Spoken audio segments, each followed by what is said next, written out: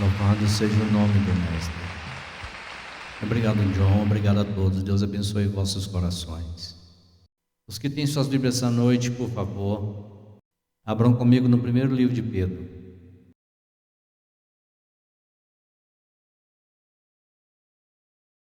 1 Pedro, capítulo 4.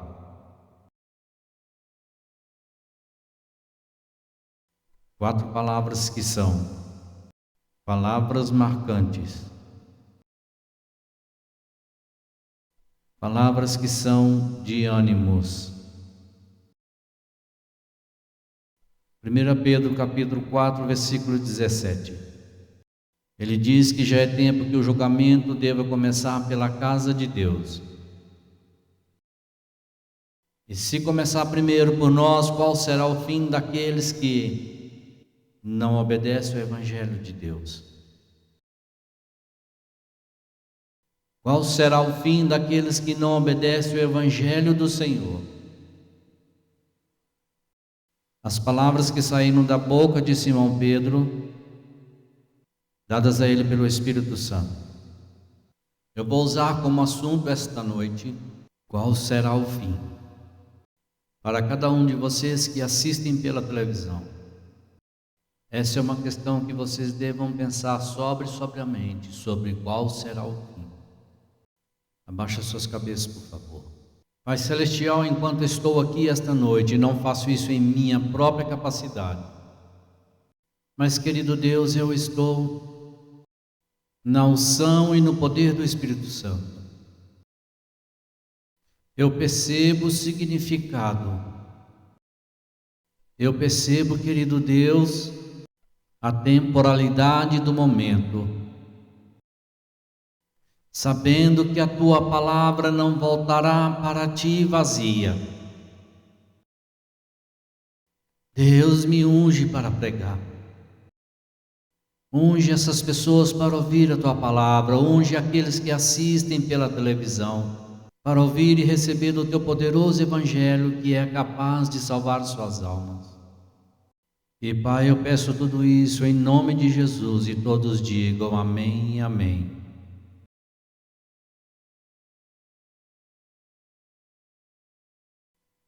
À meia-noite, há algumas semanas, na grande cidade de Nairobi, no continente africano,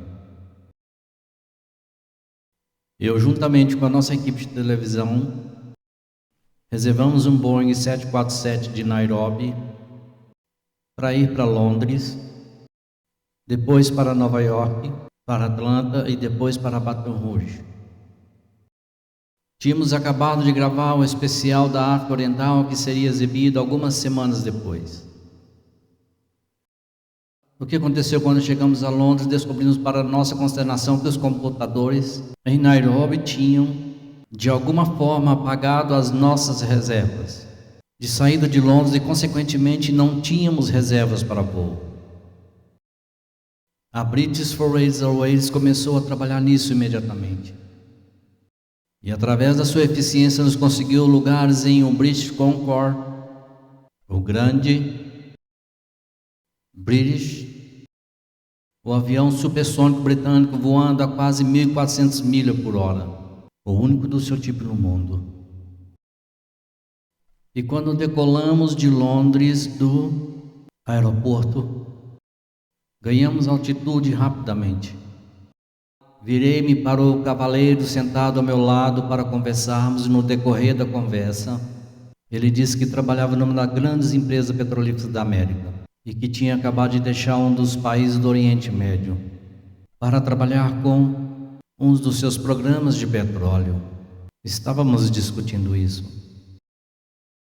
E um pouco mais tarde, no curso da conversa, perguntei a ele se ele era cristão, se conhecia o Senhor. Ele era um cavaleiro um pouco mais velho que eu, com 60 e poucos anos, muito distinto, parecendo muito conhecedor em relação a ele, de seu trabalho que faz. Ele se afastou de mim e olhou para baixo e colocou o dedo no queixo, ficou olhando por alguns momentos naquele instante em que ele realmente não respondeu, e eu, para quebrar o constrangimento, eu disse: Senhor, você conhece Deus? Sua resposta não foi sarcástica, sua resposta foi gentil. Ele se virou para mim e disse: Reverendo, eu não posso dizer honestamente que sim. Realmente eu não sei se é um Deus.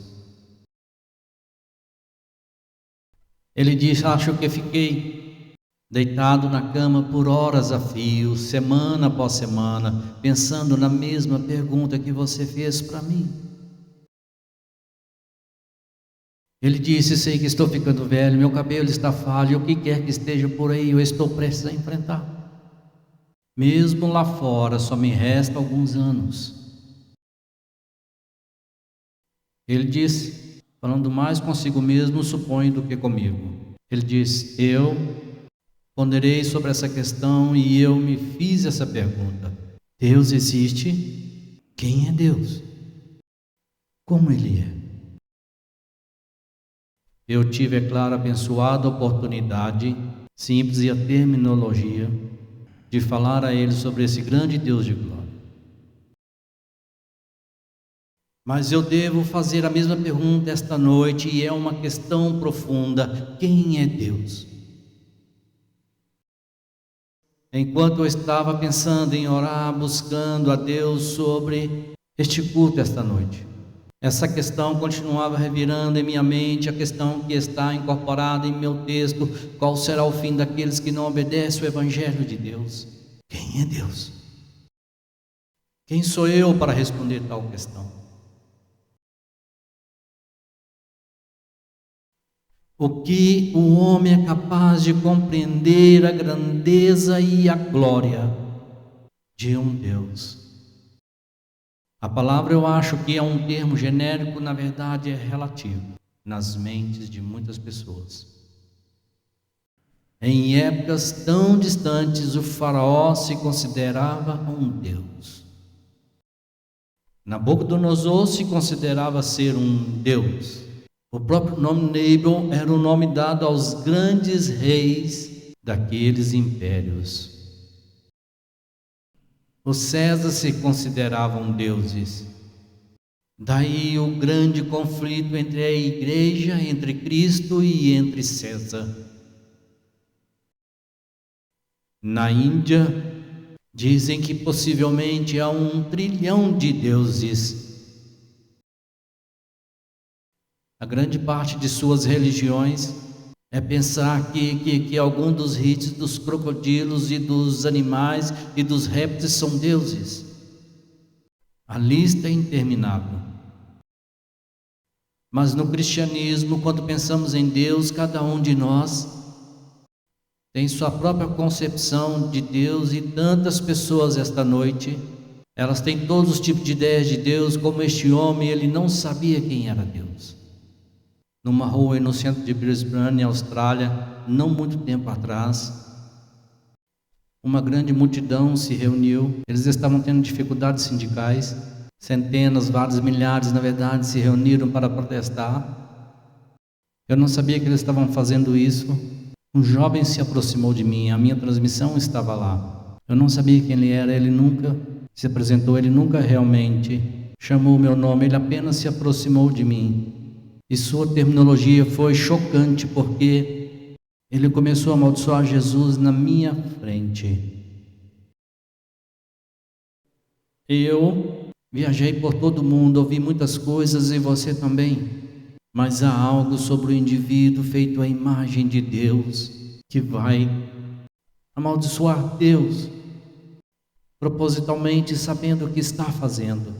E isso é minha preocupação sombria, a experiência chocante, ouvir isso. Isso te corta.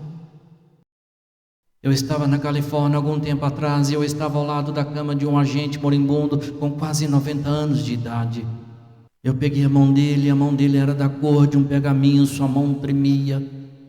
Ele olhou para mim com um sorriso no rosto, ele disse: irmão Swegert, é hora de eu ir, eu estou pronto para ir. Anseio por ver o meu Redentor. Quero olhar para o rosto dele. Não posso esperar chegar lá. Eu conheço aquele em quem acreditei. Eu estou convencido de que ele é capaz de manter aquilo em que comprometi contra este dia. Eu fiquei lá e chorei com ele. Esse idoso patriarca do evangelho que eu soube em poucos dias, e ele disse: quando você chegar lá, ele disse: você conheceu este velho uma vez e eu conheci você, mas nós temos uma alma gêmea, disse ele, que há algo em nosso meio que anda junto. E quando você passar pelo portão de Pio e depois de ver seus entes queridos olharem para a direita, estarei lá esperando e gritando por você e acenando. Glória a Deus.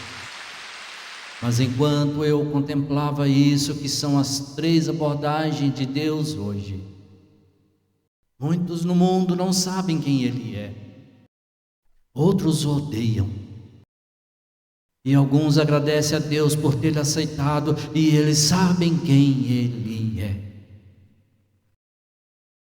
E eu olho hoje sobre nós e vejo um mundo que está mergulhado na agonia do pecado. E o mundo hoje tem uma imagem errônea de Deus. Satanás conseguiu pôr Deus como alguns desesperados, alguns monarcas, como alguns Fetscan. Domingo à tarde eu estava conversando com um homem, um querido amigo deste ministério, um dos cavaleiros mais gentis, um empresário. E ele disse: irmão Swegert, eu preciso contar uma coisa. Minha mãe morreu quando eu era garotinho, eu tinha apenas uns 5 ou 6 anos. Ele disse: quando ela morreu, eu ouvi algo que me desanimou e eu ando com amargura por mais de 25 anos, 30 anos, 40 anos, até que um dia eu vi você pregar. Ele disse: Deus levou a minha mãe. E eu pensei, se Deus, sabendo o quanto eu amo minha mãe, levou embora. Levou embora. E eu não queria fazer parte de um Deus assim. Eu não tinha vontade de servir nenhum Deus daquela natureza. E com amargura ele disse em seu coração: eu me rebelei contra esse Deus por quase 40 anos. Quantos milhões hoje estão no mesmo estado de espírito? Quantos de vocês na televisão houve uma tragédia? Houve um caixão, um bebezinho, houve um garotinho, uma garotinha que se foi. Você os observa, fechar a tampa do caixão, você ouviu o pregador ficar ali, entoar palavras, e no fundo você nunca ter expressado isso, mas você pensou, porque Deus levou meu bebê, ele deve ser algum desesperado, ele deve ser algum monstro. Quantos de vocês pensaram essas coisas? Quantos de vocês pela televisão, que passa em suas mentes? Você pode nunca ter dito isso, mas isso te desanimou. Vocês não vão à igreja, vocês nunca abrem uma Bíblia, vocês não pensam em Deus, e existe um gosto ácido em sua língua, porque você o vê se abaixando arbitrariamente, sem pensar, e arrebatando algo que significa mais para você do que qualquer coisa no mundo. No fundo, a questão para e come como dragas amargas. Que tipo de Deus é aquele? Quem gostaria de servi-lo? Você pode não odiá-lo, você não entende e não quer ter nada a ver com isso. Lemos jornais sobre catástrofes que aconteceram no mundo, e acontece. E um furacão chega e varre uma vila ou cidade da face da terra, dezenas morrem, um terremoto destrói cidades, edifícios desmoronam e a terra se abre e engole a humanidade, e os jornais e a mídia maliciosamente, é um ato de Deus. Eles não entendem, mas Deus pode usar a natureza, Ele pode usar os elementos que Ele teve no passado, e pode. Mas quero dizer algo esta noite. Eu quero que você me ouça pela televisão, eu quero que você, nesta vasta audiência em Kansas City, me ouça. Minha Bíblia me conta, e esta é a história do Deus que realmente é. Esta é a imagem de Deus que eu tenho em minhas mãos, e esta é a sua palavra. E esta Bíblia diz que Deus é amor. Deus não é um monstro. Deus não é um desesperado, Deus não é um ditador, Deus não é uma arma rápida andando ao meio-dia, usando o chapéu preto. Deus é amor, Deus é misericórdia, Deus é compaixão, Deus é ternura, Deus é amor.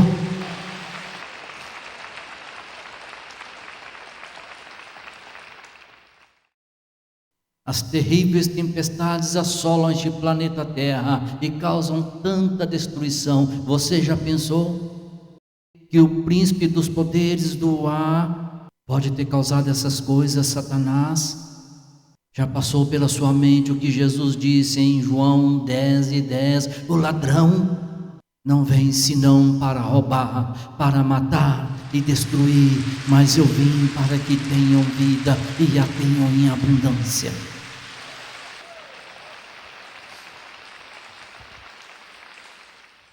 Vou chocar alguns de vocês também. Deus não é uma morte. A morte não é de Deus. A morte é do inimigo. Ele rouba, ele destrói, é o que Satanás faz. Jesus disse: eu vim para que eles possam ter vida. Bem, porque as pessoas morrem, irmão Suega, eles morrem por causa do pecado, por causa da separação de Deus, por causa da queda, por causa do mal. E um dia Jesus Cristo vai voltar, e a esta terra, e a minha Bíblia diz: o último inimigo, o último inimigo, o último inimigo, o inimigo que será derrotado é a morte, o inimigo, a morte é um inimigo. Deus odeia os caixões assim como nós odiamos. Deus odeia as lápides nos cemitérios assim como nós.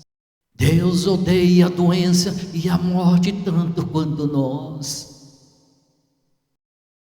Às vezes ele leva um bebê, porque ele olha para o futuro e vê coisa que nós não sabemos. E sabe que será a maior misericórdia pegá-lo ou deixá-lo. Às vezes Deus leva um ente querido antes que seu período de vida acabe, porque Ele vê o futuro e Ele sabe o que vai acontecer, mas cada ato que Ele faz é um ato de amor. Ele é o meu Pai Celestial. Quando esteve lá em Sodoma e Gomorra e Abraão implorou Ele, disse que se houvesse apenas 10 pessoas justas nessas grandes cidades gêmeas, eu os pouparei. Deus é amor e misericórdia. Se Ele não o fizesse, não haveria uma pessoa viva. Mas palavrões saem dos lábios de centenas de milhões e eles ainda vivem, porque Deus é um Deus de misericórdia.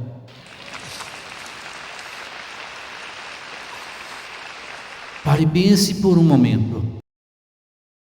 Se Deus fosse desesperado, que a maior parte do mundo pensa que Ele é, e a Rússia soviética, quebrando um punho fechado em seu rosto, teria sido aniquilada há muito e muito tempo, mas apesar de sua maldição, o ateísmo e palavrões, Ele ainda está lá, porque Deus não é um assassino, Deus não é um destruidor, Ele não é um destruidor, Ele trata com ternura, Ele trata com compaixão, Ele é longânimo e não deseja que ninguém pereça, mas que todos cheguem ao arrependimento. Esse é o tipo de Deus que Ele é o meu Pai Celestial. Eu estava em uma grande cidade há algum tempo em uma cruzada e fiz algo que costumava fazer bastante, não consigo fazer muito agora. Adoro crianças e fui falar com as crianças alguns minutos antes do culto principal no domingo de manhã. Eles devem ter lotado 500 dentro de uma sala. Pequenos, garotinhos pequenininhos, aqueles garotinhos de 5 e 6 anos vestidos como pequenos negócios. E eu tocava piano e cantava algumas músicas para eles e eles conheciam minhas músicas melhor do que eu. Eles cantavam juntos, alguns deles levantavam suas vozes bem altas de soprano das meninas e alguém entrou pela porta e me deu um tapinha no ombro e disse: você tem que vir, é hora de começar o culto, centenas de milhares esperando, você tem que vir. E eles disseram: mais, então eu cantei outra. Alguém voltou e disse: você tem que vir, irmão Sueli, as preliminares acabaram, eles estão prestes a entregar o culto para você. Eu disse às crianças: tenho que ir. Eles correram e nos abraçamos e nos beijamos e enxugamos o nariz. Eu disse a eles que tinha que ir, eu fui embora e eles não me chamaram de irmão, eles me chamaram de Jimmy. Vocês sabem como as crianças são. Eu saí do corredor com pressa e uma garotinha apareceu, foi a única no corredor. Ela estava meio que correndo, me seguindo. Ela é o epítome da feminilidade. Sua mãe, quem quer que ela fosse, a vestiu e ela estava com um vestido rosa com babados na parte inferior. Ela tinha um grande laço no cabelo, tranças loiras sobre os ombros, e ela devia ter uns 4 ou 5 anos. E eu olhei para ela e me virei e andei e vi que ela estava me seguindo e parei, e eu sabia que ela queria alguma coisa. Ela estava com o dedo na boca, estava com vergonha, era tímida, não olhava para mim. Então eu disse: querida, você quer o irmão Swegert? Ela olhou para mim e ela nem disse nada. Não disse nenhuma coisa. Eu me abaixei, estendi os braços para ela e disse: vamos. Ela se esqueceu que era uma garotinha. Ela esqueceu que estava vestida com babados, cachos, com babados e rendas. Ela correu o máximo que pôde, pulou em meus braços, jogou as pernas em volta da minha cintura. Me beijou com um beijo alto e na bochecha. E disse: eu te amo, irmão Langley.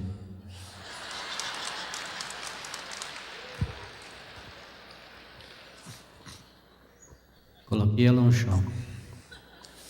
Ela voltou para a aula e eu me afastei e não tinha andado 6 metros quando senti a presença de Deus. Foi aquele movimento suave e lindo do Espírito. E eu parei e as lágrimas encheram os meus olhos. E ele disse: por que você parou? Quando eu estava com tanta pressa. E ainda agora estão falando que você tem que vir. E a porta estava aberta e eles estavam fazendo isso. E o pessoal do culto principal. Eu não sabia. Ele disse: você parou, porque ela disse que te amava.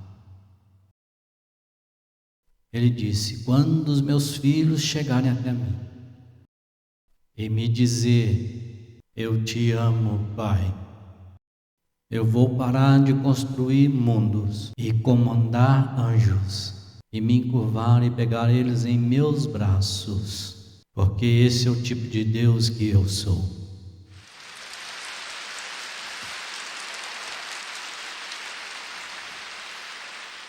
Eu pelo menos toquei nisso e pelo menos arranhei a superfície 1 milhão de vezes, não. Qual mente pode compreender, qual mente finita pode lutar, como lidar com a glória e a magnitude de Deus? Nós, em nosso pobre estado decaído, não podemos nem começar a compreender a sua grandeza e sua majestade e sua glória. Mas eu sei que Ele é meu Pai Celestial. Isso é Deus. Ele não é um assassino, Ele não é um monstro, Ele não é um desesperado deixando uma ampla faixa de escuridão, caos e catástrofe. Ele é o Pai Celestial amoroso que quer dar a você vida eterna e curar a dor dentro do seu coração e elevar você acima das sombras e a planta de seus pés em terreno mais alto, e Ele será um amigo que ficará mais próximo do que um irmão. Ele é a rosa de Saron, é o lírio dos vales, Ele é a estrela da manhã. Qual será o fim daqueles que não obedecem o Evangelho de Deus? Qual é o seu Evangelho? Eu quero resumir em poucas palavras, quero torná-lo muito conciso, muito simples, muito breve. Toda a história do homem e de Deus é resumida em poucas palavras.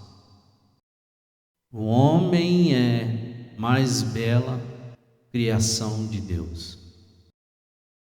Mas mesmo assim o homem caiu, através de Adão. O homem correu na pena de morte por causa da desobediência e do pecado. Pecado que é estranho a Deus. Deus não pode pecar. Deus que não pode nem ficar na presença do pecado.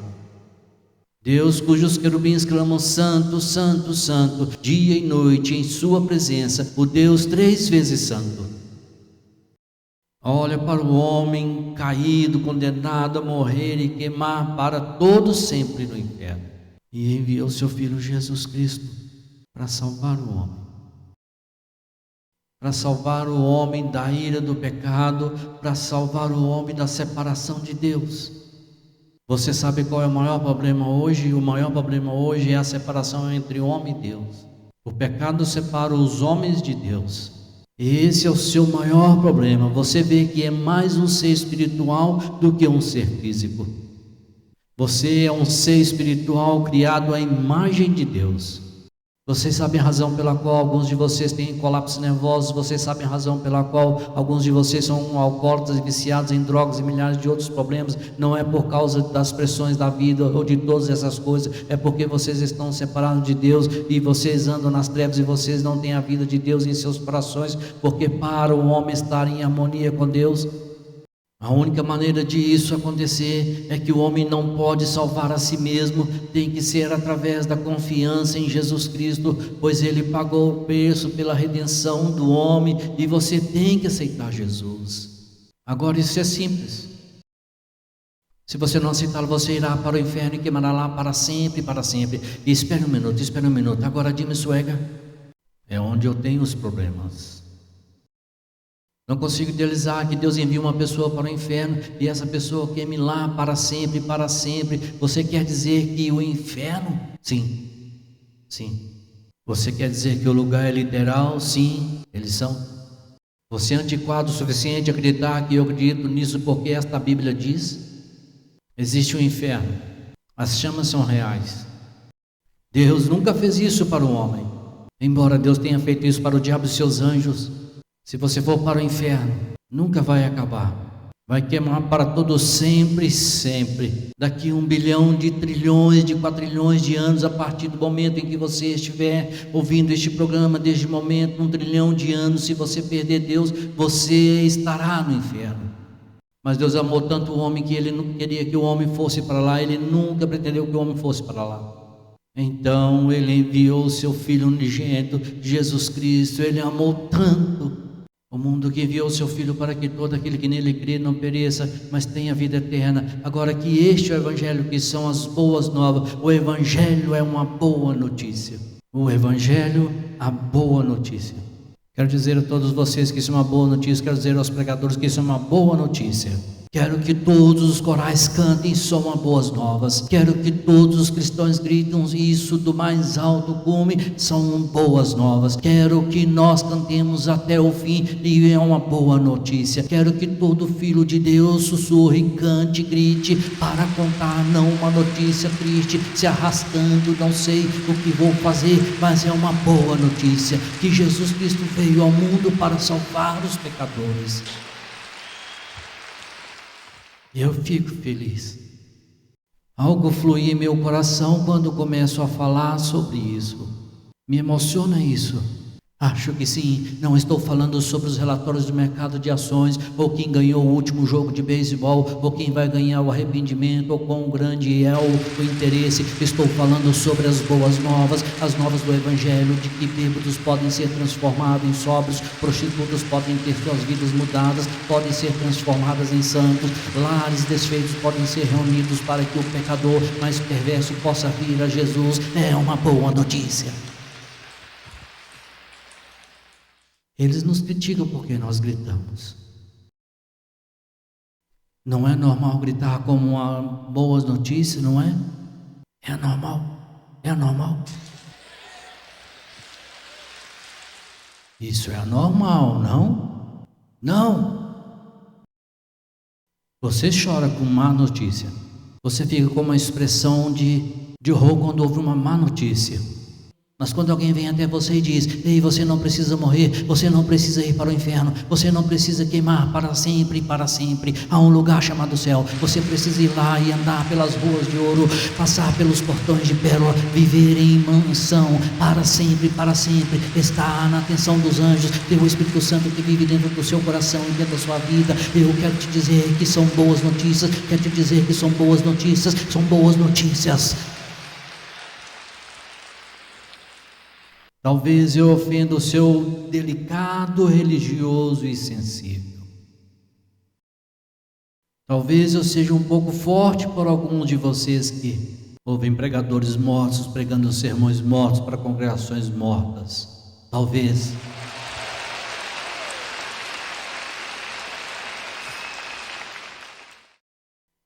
Mas não estou falando de um Deus que está morto, estou falando de um Deus que está vivo, estou falando do Deus de Sadraque, Mesaque e Abednego, estou falando do Deus de Pedro, Paulo, Tiago e João, estou falando sobre o Deus que libertou o cativo, que fez andar as pernas mancas, que abriu os olhos cegos do cego Bartimeu, que ressuscitou o filho da viúva de Naim, estou falando do Deus que ressuscitou Lázaro de um túmulo, estou falando de um Deus que salvou Jim Swaggart, quando ele estava indo para o inferno, escreveu o meu nome no livro da vida do Cordeiro. Estou falando de um Deus que pode salvar a sua alma e lhe dar alegria.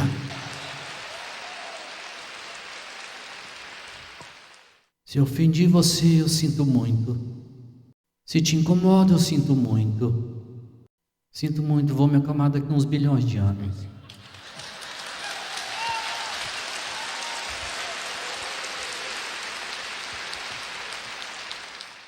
Talvez o homem esteja drogado, está possesso de demônios.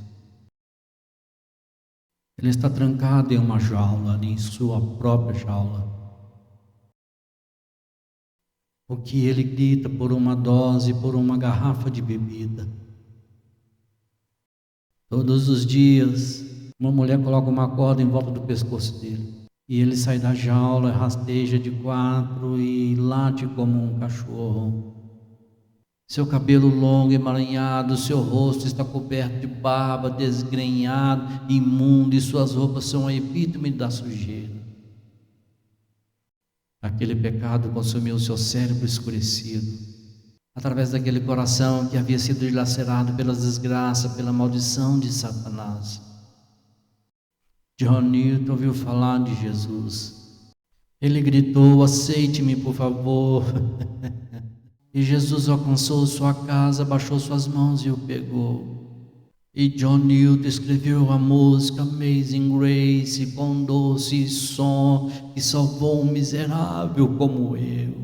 Eu já estive perdido, o Senhor me achou. Estive cego, mas agora vejo. São boas notícias, são boas notícias. Um homem está em uma ponte que atravessa o rio em Paris, na França. Ele coloca uma arma carregada em sua cabeça, mas ele não consegue encontrar coragem para puxar o gatilho. Ele coloca um copo dele nos lábios, mas suas mãos tremem e ele não consegue tocar a língua e engolir a porção mortal. Ele tenta se atirar nas águas ondulantes abaixo e em sua escuridão de desânimo, mas ele não faz isso, graças a Deus. Através daquela escuridão, William Carpo ouviu falar do Rei dos Reis e Senhor dos Senhores, e aceitou Jesus e escreveu a canção A uma fonte cheia de sangue, extraído das veias do Emanuel, e os pecadores mergulharam naquela inundação, perderam toda a sua mancha de culpa. É Chicago, Illinois, numa pequena capela. O caixão de um bebê está na frente daquele pequeno prédio. Ele contém o corpo de uma criança de 3 anos. O pregador acaba de terminar sua mensagem. A tampa do caixão está aberta. Os entes queridos passam, e os amigos, e a tristeza, a dor de cabeça. Um homem cambaleia. Seus olhos são como chamas de fogo, eles são vermelhos por causa de cada nervo em seu corpo gritando por bebidas. Ele treme. Seus sapatos estão amarrados com arame. Ele tem um casaco vermelho imundo sobre os ombros, suas calças arrastam no chão. Ele está sujo, ele cheira mal. Ele caminha até o caixão. É o seu bebê, é sua garotinha, é sua própria carne e sangue. Sua cabeça cheia de sujeira e manchas, cheia de uísque sai em seu hálito. Ele se inclina sobre aquele caixão daquela criança, é um cadáver. Ele é só a tristeza, e ele rouba os sapatos dos pés dela. Pense nisso. E ele vendeu esses sapatos por 35 centavos para comprar uma garrafa de vinho moscatel barato. Mas não o critique. Meu Deus, não chute ele. Não, pare de jogá-lo no chão e falar mal dele, pois foi para esses que Jesus Cristo veio para salvar. E daquela terrível escravidão das trevas que tenta ferir o Rei dos Reis e Senhor dos Senhores, e aceitou Jesus e se tornou um dos maiores pregadores do Evangelho da Avenida em Chicago, Illinois. Milhares de alcoólicos para Jesus, isso é uma boa notícia. E eu estou aqui para lhe dizer esta noite que a boa notícia do Evangelho é para você, rapaz e moça que está drogado, é para você, Senhor, que está preso ao licor, preso pela luxúria, é para você, Senhora, a sua vida foi de um poço para o outro, esta é a boa notícia, é para você. Eu não me importo com o que a multidão religiosa piedosa diz, eu não me importo como eles olham para você com desprezo, eu não me importo com o mais santo do que eles parecem ser. Existe um Deus que enviou seu Filho Jesus Cristo para derramar seu sangue na cruz do Calvário para salvar o bêbado e a prostituta e o coração. Você pode ser salvo, isso é uma boa notícia. É uma boa notícia. Louvado seja Deus. Qual será o fim daqueles que não obedecem às boas novas de Jesus Cristo? O fim de cada um de vocês aqui chegará o dia, o último momento, a última hora. Cada um de vocês que me assistem pela televisão, para alguns de vocês esse tempo é muito curto, e para outros ainda tem muito tempo, mas em comparação com a eternidade é apenas um pontinho no horizonte. O que é a vida de um homem? É como um relâmpago no pêndulo do relógio do tempo. É como a permanência do carteiro na porta. É como um floco de neve que cai do céu e brilha na neve. A beleza por um momento toca o fluxo furioso, o fluxo de água abaixo e desaparece. É como as faíscas que voam para cima de uma fogueira, elas ardem por um momento contra o céu noturno e depois se apagam para sempre. É tão pouco tempo entre o berço ao caixão. Tão pouca distância entre nossas saudações e nossas despedidas. Um intervalo tão curto entre o choro do bebê e o grunhido da morte na garganta. Qual será o fim? Quando a morte bater na porta e dizer que é hora de ir. Qual será o fim? Qual será o fim? A rainha Elizabeth mediu seus vestidos aos milhares. Eles disseram 9.000 pedras preciosas, vestidos cravejados de pérolas e diamantes pendurados em seu guarda-roupa. A rainha Elizabeth, naqueles dias, a rainha de um império sobre o qual o sol nunca se punha. As últimas palavras que a rainha Elizabeth proferiu: eu daria tudo o que eu tenho por apenas uma hora para me preparar para encontrar com Deus. Val mergulhou a França no ateísmo, uma das mentes mais brilhantes, mas mesmo assim ele não teve o início da sabedoria porque não temia Deus. Voltaire, depois de levar a França à beira da ruína, ele riu deste livro e disse que daqui a 100 anos não haverá uma Bíblia na face da terra, exceto em algum museu empoeirado, a antiga relíquia da superstição. Mas quando Voltaire estava morrendo, todo mundo que abrisse a porta do seu quarto e entrasse, ele era como um homem possuído por demônios. Ele se encolheria totalmente, seja quem for, a enfermeira, o médico, os parentes dos amigos, e ele voltaria e gritaria: não, não, o Nazareno, não, não, não. Aquele que diz que Jesus nasceu bastardo, filho de uma prostituta, filho de um soldado romano bêbado. As últimas palavras que ele gritou, ele diz: tu conquistastes, ó Nazareno. Sua enfermeira, que o viu morrer, disse: por toda a riqueza da Europa, eu não veria outro infiel morrer. E aliás, a casa onde Voltaire vivia e fez sua famosa ostentação, que 100 anos depois daquele dia não haveria Bíblias na face da terra, exceto nos museus empoeirados. Sua própria casa virou uma própria gráfica para Bíblias.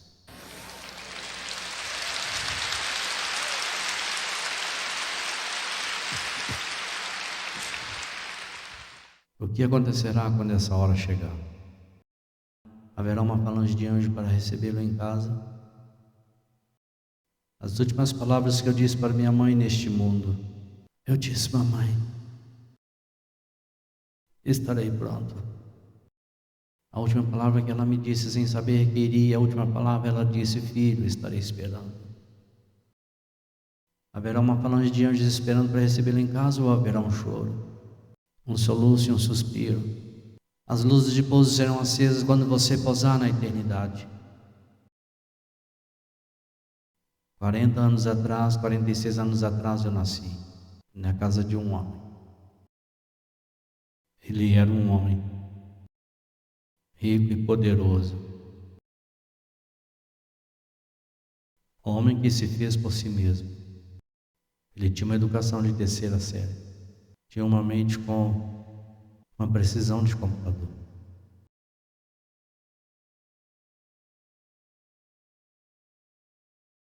Ele valia milhões de dólares. Quando ele morreu, eles mediram suas casas a centenas, suas terras em milhares de acres. Aço térmico jorrando, ouro negro brotaram, como raízes crescendo em direção oposta daquela terra. Quando eu era menino, eu vi-o colocando em serviço. Seu cabelo era branco como a neve. Desde que eu o conheci, eu o amei. Se não fosse por ele, minha mãe e a irmã dela era esposa dele. Minha mãe contava quando eu era menino, e eu nunca esqueci como a família dela era pobre. O pai dela, o meu avô, era um meieiro. Nunca teve uma casa, nunca teve um automóvel. Lutando para colocar comida na mesa, e na maioria das vezes levantando daquela mesa com fome. E dava um presente para minha mãe: jantar. Quando ela fosse para a escola, ela comprava almoço com aquele dinheiro, e ela me contava quando criança: se não fosse por ele, eu não sei o que teria acontecido conosco. Eu adorei ele.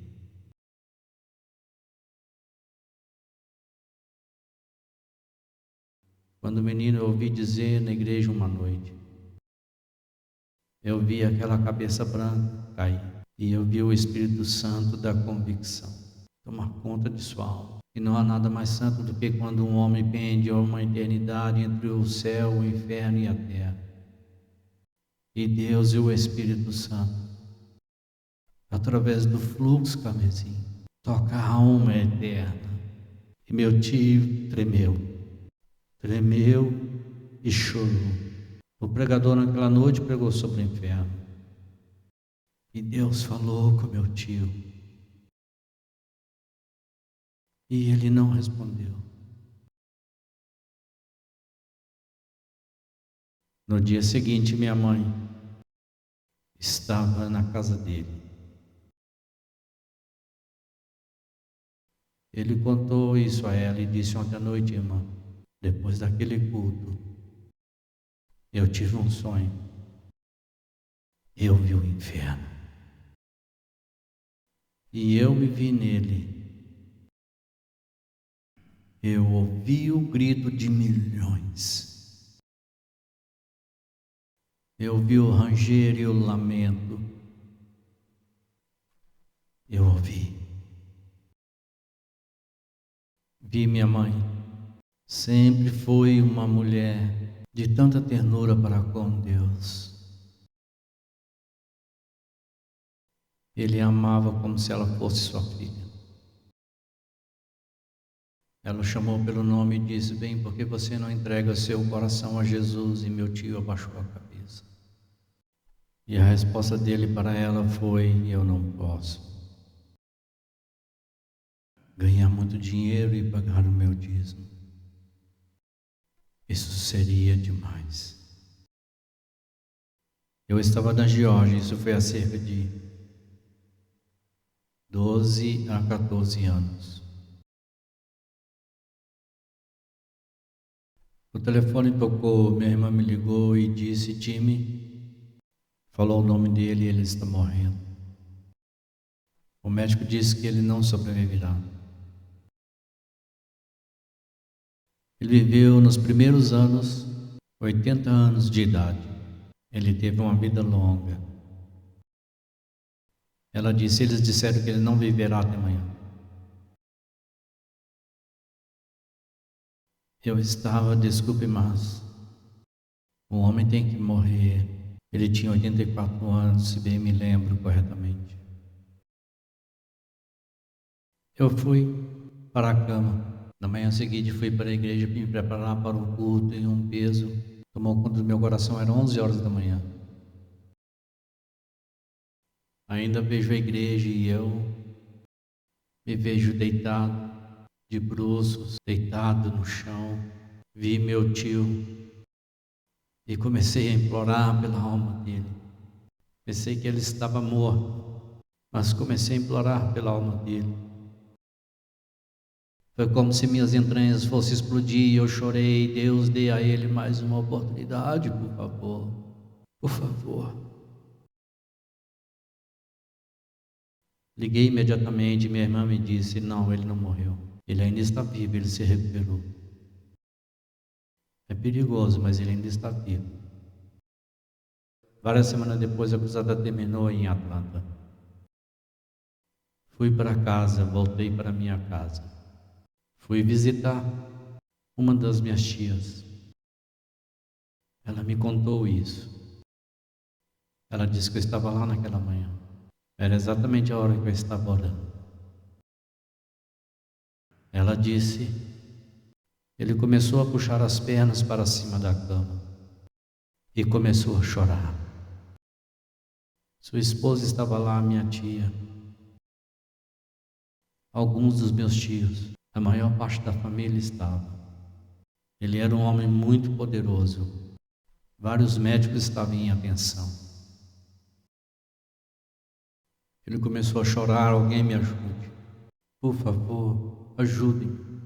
Minha tia, sabendo de Jesus, correu para o lado da cama dele e disse: o que é isso? Ele disse: estou queimando. Meus pés estão queimando, minhas pernas estão queimando. Pegue-os, por favor, estão queimando. E está rastejando. Eu sei que isso parece dramático, eu percebo, mas não estou lhe contando algo que li em um livro, estou lhe contando algo que aconteceu. Eles chamaram os médicos e enfermeiros e eles entraram. Eles não sabiam o que fazer. E minha tia caiu de joelhos e começou a orar a Deus. Era a mãe de Jerry Lewis. Começou a chorar: meu Deus, tenha misericórdia. Dê a ele mais uma chance. Tenha misericórdia dele. E de repente diminuiu. De repente a paz entrou na sala. Era ao mesmo tempo que eu estava orando. Fui até a casa dele para visitá-lo. Ele agora estava fora do hospital. Eu entrei lá e ele estava sentado numa cadeira de rodas. Fiquei ao lado da cadeira de rodas. Eu adoro aquele homem. Eu peguei as mãos dele. Foi o que eu disse: acho que tem 84 anos. Eu disse: você me conhece? Ele virou aquela cabeça branca para mim. Sim, eu conheço, você é aquele pregador. Eu conheço você. Conversei com ele por alguns momentos, percebi que ele estava fraco. E disse: estou indo embora agora e quero orar por você antes de ir. Eu sabia em meu espírito era isso. Eu peguei sua mão velha, sedosa na minha. Eu chamei pelo nome e disse que me disseram que estava perto do outro dia. E ele acenou com a cabeça: sim, está. Eu disse: me falaram que você aceitou Jesus como seu Salvador.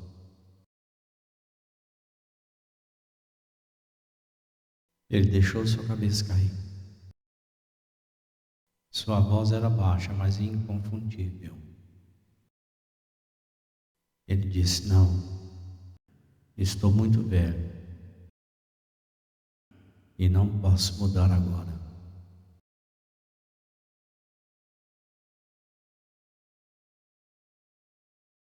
Eu abro minha boca agora e o Espírito Santo diz para não dizer mais nada. Alguns não vão acreditar, mas eu estou falando a verdade. Senti um vento frio soprar naquele quarto. Estava tão frio, e mesmo que fosse em agosto, quase 100 graus lá fora, estremeci. Eu sabia que era Deus me dizendo: o que é isso? Não mais. Eu saí para nunca mais vê-lo novamente. Me ligaram alguns meses depois. Disseram que ele se foi. Ajudei a carregar o caixão dele. Eles o colocaram ao lado da minha mãe e era onde ele queria ser enterrado.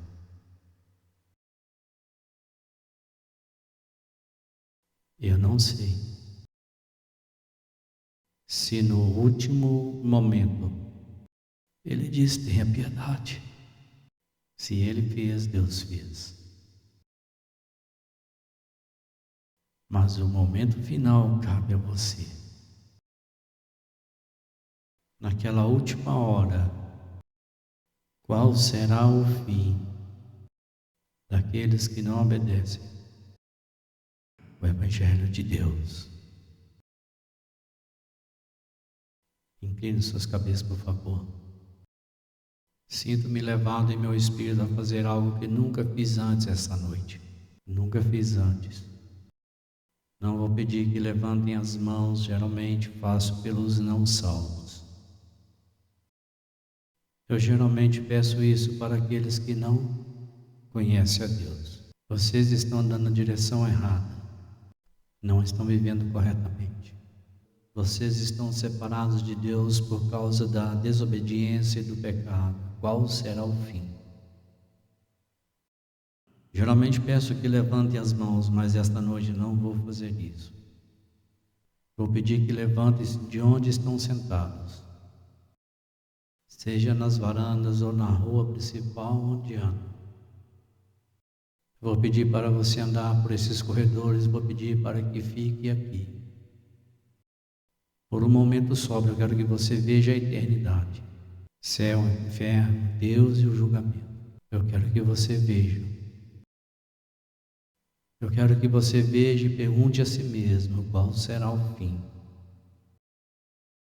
O que será para mim se eu continuar como estou?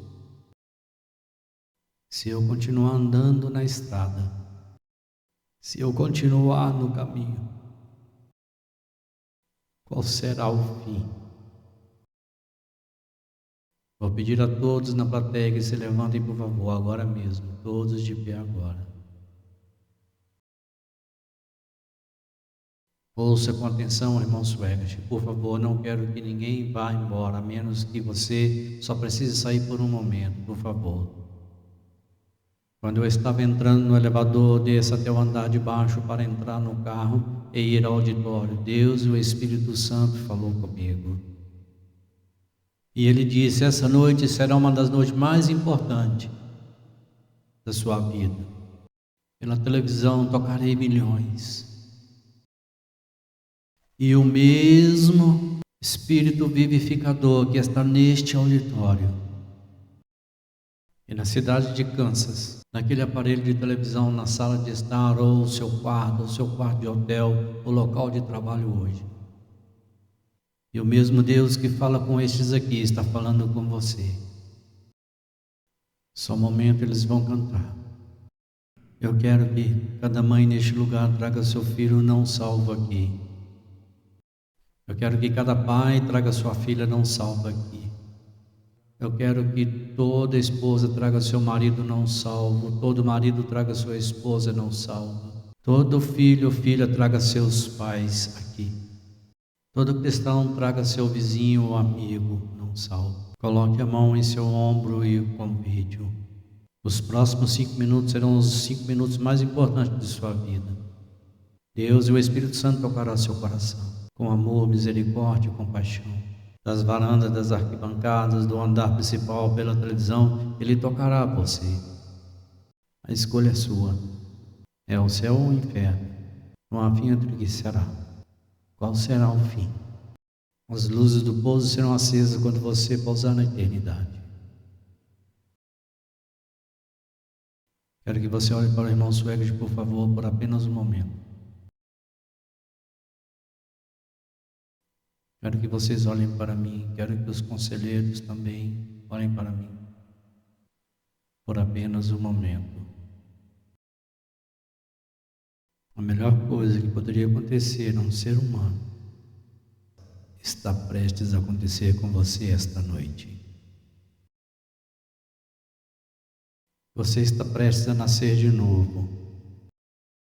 O que acontecerá em seu coração se você acreditar no Senhor? Você estará contando aos anjos sobre isso daqui a 1 trilhão de anos. Você vai dizer que estava lá quando isso aconteceu. Acho que deveria saber. Aleluia! Em apenas algum momento, todos os pecados que você já cometeu serão lavados. Jesus escreverá o seu nome no livro do Cordeiro da Vida. Eles terão uma reunião no céu, porque saberão o momento em que a fé tomou conta da palavra.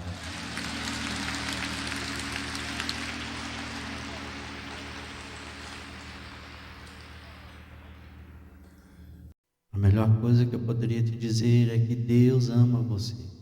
Você é especial. Você não está aqui por acidente. Você está aqui por propósito divino. Seu nome está nos corredores da casa celestial. Agora, a maneira como você sela e garante seu chamado à eleição é aceitar Jesus como seu Salvador. Não há outra maneira. É Jesus ou o inferno. É Jesus ou a escuridão. Alguns de vocês podem dizer, irmão Sweged, como eu faço para aceitá-lo? Já vou dizer como vou guiá-lo passo a passo para que não haja nenhum passo em falso. Vou fazer a oração do pecador. Eu já estive onde você está e sei o que você precisa dizer. É assim que Deus me disse para fazer. Porque você não está salvo, mas fazendo você estará salvo. Você pode não entender tudo isso, mas eu só quero que você acredite. Agora quero que vocês inclinem a cabeça, por favor, e fechem seus olhos. Eu vou fazer a oração do pecador. Eu quero que você, juntamente com o dono, repita em voz alta, depois de mim, e acreditem de todo o coração. Agora vamos orar. Querido Deus celestial, eu venho até a Ti, no nome de Jesus. Eu sinto muito pelos meus pecados. Por favor, me perdoe. E me limpe com o Teu sangue, do Teu Filho Jesus. De acordo com a Tua palavra, Romanos capítulo 10, versículo 9 ao 10. Se com minha boca eu confessar Jesus Cristo em meu coração, eu creio que Deus ressuscitou Jesus dentre os mortos e Ele vive. Agora mesmo, na frente dessas pessoas, e o Deus do céu, Eu aceito Jesus Cristo como meu eterno Salvador. Eu o servirei, eu confiarei nele, eu lhe obedecerei o melhor que puder, de acordo com a sua santa palavra. Estou lavado, estou limpo, estou salvo. Aleluia, louvado seja o nome do Senhor. Glória a Deus. Obrigado, Jesus.